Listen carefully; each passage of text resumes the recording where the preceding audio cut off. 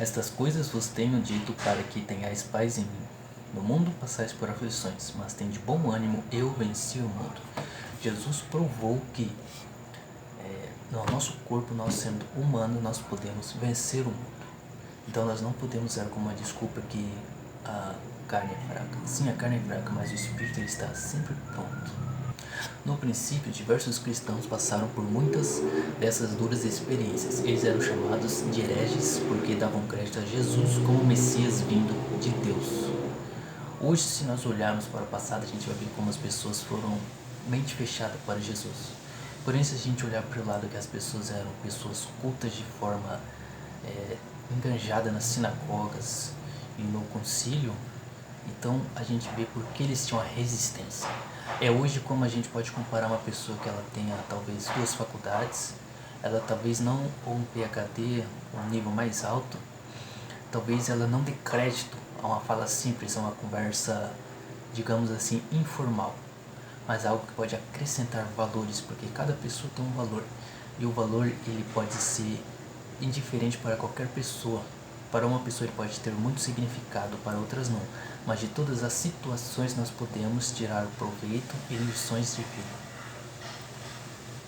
O próprio Jesus, quando chegou o seu tempo de retornar ao céu, ele orou pedindo ao Pai em favor dos seus discípulos. Ele pediu que seus discípulos seriam entregues a concílios e tribunais e lançados em prisões. E foi de fato o que aconteceu.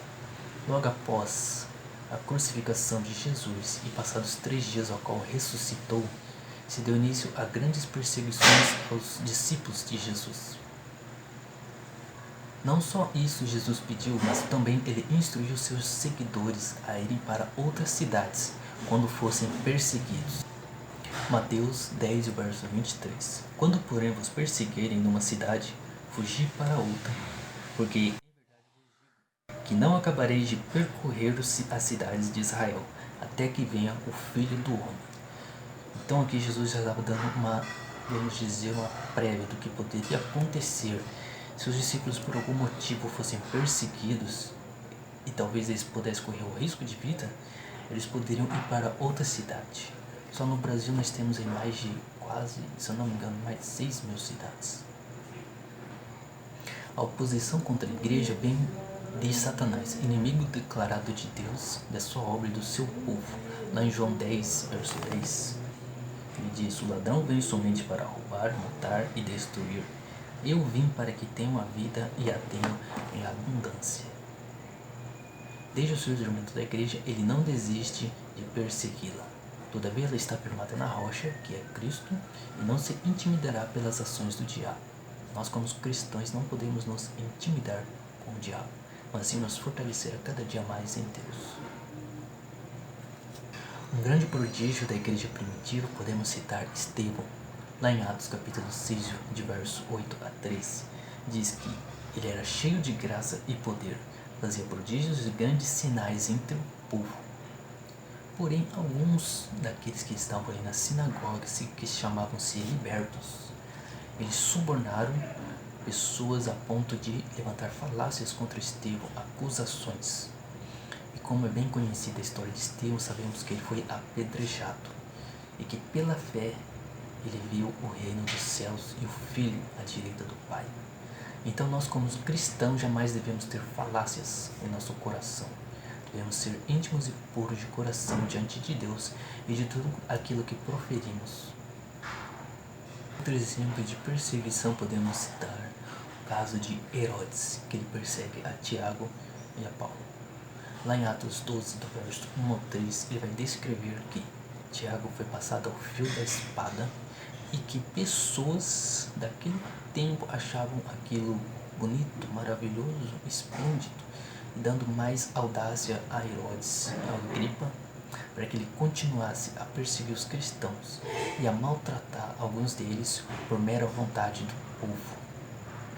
Então Pedro, quando já dormia, o anjo do Senhor apareceu na cela, iluminou todo aquele com seu resplendor, tocou Pedro e disse: levanta.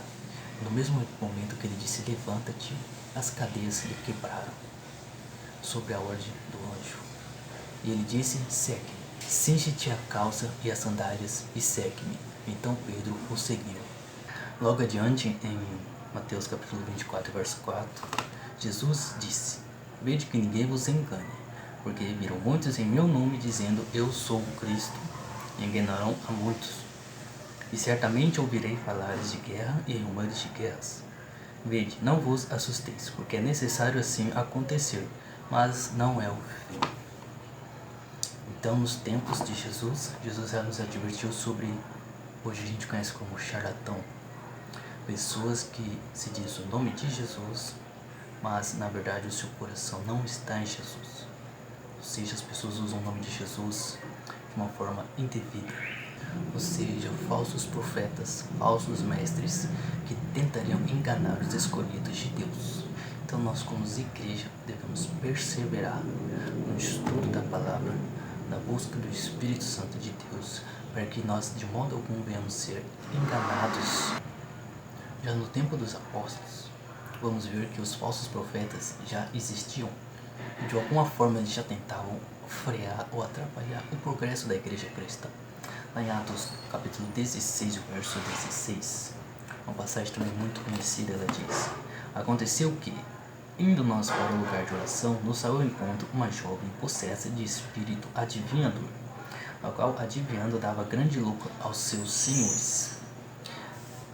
Uma adivinha, talvez vidente, mas sobre influências malignas. Ela falava que Paulo, então essa jovem sobre o espírito possesso, ela dizia que Paulo e Silas eram servos de Deus. Ela dizia a verdade, que sim, eram servos de Deus, porém os meios a qual ela utilizava para proferir essas palavras eram meio ilícito, que é o espírito da adivinhação do diabo, o maligno. Porém, Paulo, em um primeiro momento, não deu crédito a ela. Porém, se passam vários dias dessa importunação, Paulo repreendeu esse espírito imundo dessa jovem. Ela foi liberta. Porém, como nem tudo são flores, os seus senhores, os seus mentores ficaram muito contristados com este milagre. Porque agora a jovem não daria mais lucro a eles. Ela era uma pessoa livre. E mais uma vez aqui vemos que os falsos profetas, se a gente for decorrer aqui na leitura do capítulo 16 a partir do verso 17, vamos ver que os seus senhores imediatamente agarraram Paulo e Silas e o lançaram na praça da cidade, já proferindo acusações, falando que eles estavam ensinando costumes que não era ali daquela região. Mediante a isso, Paulo e Silas eles foram açoitados e foram lançados no cárcere. Ou seja, eles ficaram aprisionados ali na prisão da cidade. E nesta mesma situação podemos ver aqui mais um milagre da oração e de render graças com louvores a Deus. No verso 25 vamos ver que Paulo e Silas estavam orando e rendendo graças a Deus com seus louvores. E mediante isso sobreveio naquele mesmo momento, naquele instante, um grande terremoto, o qual abalou o cárcere e abriu as celas das prisões, a quais não resistiram. E aqui podemos também, continuando, vemos mais um milagre. O carcereiro, diante daquela situação, onde todos os presos fugiriam, ele intentou tirar a sua própria vida. Mas Paulo bradou em alta voz, dizendo que ele não cometesse tal ato, o que nós conhecemos hoje como suicídio. Paulo interveio dizendo, não faça isto. Naquele mesmo instante também, podemos ver que o carcereiro ele se converteu ao Senhor Jesus Cristo. E logo mais também ele foi batizado. Então a igreja ela tem a sua pedra fundamental, Jesus Cristo. Jesus é o cabeça da igreja. A igreja ela não é só uma instituição qualquer. Ela é o corpo de Cristo. Ela é a mente de Cristo que está em nossos corações. Lá em 1 Coríntios capítulo 12 e o verso 13 diz assim: Pois em um só Espírito todos nós fomos batizados em um corpo, quer judeus, quer gregos, quer escravos, quer livres. E todos nós foi dado beber de um só Espírito. Então não importa a sua raça, etnia, Jesus é para todos. porque através de Jesus nós podemos ser um, e através desse comunidade, nós temos um grande poder em nossas mãos, que é o ministério da reconciliação.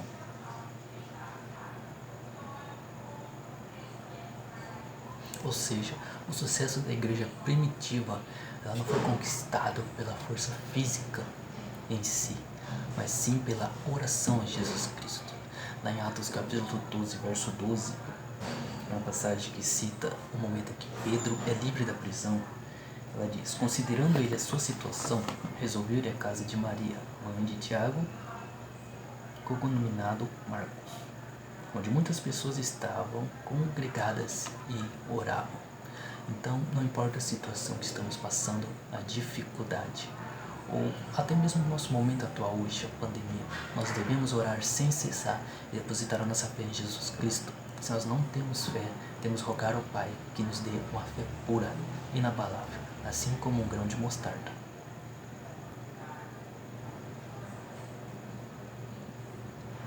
Outra passagem podemos citar aqui lá em Hebreus capítulo 10, o verso 23. Diz: não guardemos firme a confissão da esperança sem vacilar, pois quem fez a promessa é fiel.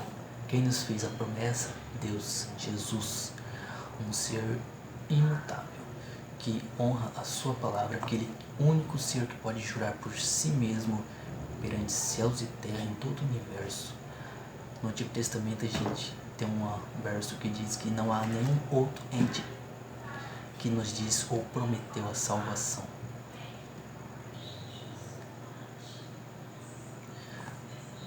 O dever da perseverança. Lá em Lucas capítulo 10, o verso 19, ele diz: eis que vos dou autoridade para pisar de serpentes e escorpiões, e sobre todo o poder do inimigo, e nada absolutamente vos causará dano. Esse aqui é um verso poderoso. Sempre quando formos lermos a Bíblia, a gente tem que imaginar não só o que estamos lendo, mas a volta dele. Para que isso seja realidade em nossas vidas, nós precisamos estar realmente com a nossa fé em Jesus Cristo 100%. Como nós lemos anteriormente, sem vacilar. O porquê do cristão ser perseverante? Lá em 2 Timóteo capítulo 2, verso 5, ele diz: igualmente o atleta não é coroado se não lutar segundo as normas. Ou seja, para que nós recebamos a coroa da justiça, para que nós estejamos um dia no reino com Jesus Cristo, nós temos de seguir as regras. E as regras elas estão impostas aqui na Bíblia. Então a cada dia nós devemos meditar na Bíblia. Se a gente tem falta de entendimento, vamos buscar o entendimento. Se nós temos a dificuldade da oração, aprenda a orar o Pai Nosso e peça a Deus que Ele te ensine a orar a cada dia. E não só orar nos finais de semana na igreja, mas todos os dias. Pela manhã, quando acordarmos, que a nossa primeira ação seja uma oração ao Pai, nos pedindo que Deus nos dê um bom dia. Para aqueles que vão trabalhar, que Deus nos guarde no trânsito. Aqueles que vão na escola, agora estamos no período de pandemia, mas com certeza estamos tendo nossas aulas online, que possa guardar, possa nos dar ali o foco nas nossas atividades.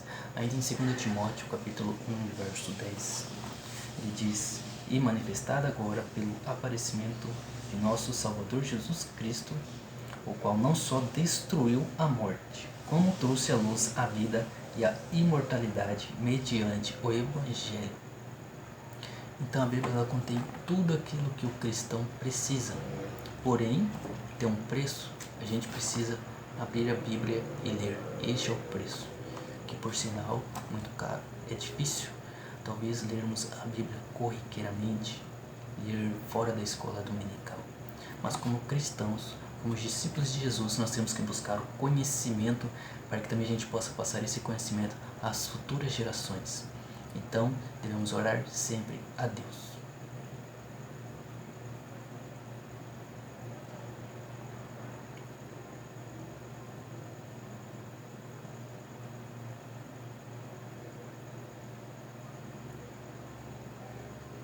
E o verso 14, para fechar com chave de ouro: guarde o bom depósito mediante o Espírito Santo que habita em nós. Então sempre nos trazemos a memória que temos o Espírito Santo conosco e devemos andar em concordância com a palavra e com Deus. E tudo aquilo que nós temos falta, que nós necessitamos, rogamos ao Pai que Ele nos dará. E claro, também perguntamos ao Pai: Deus, eu realmente preciso disso? Com certeza Deus vai te responder, Deus vai tirar toda a ansiedade que temos no nosso coração e vai nos capacitar a cada dia sermos pessoas melhores, cristãos de verdade. Porque isso é o Evangelho de Jesus.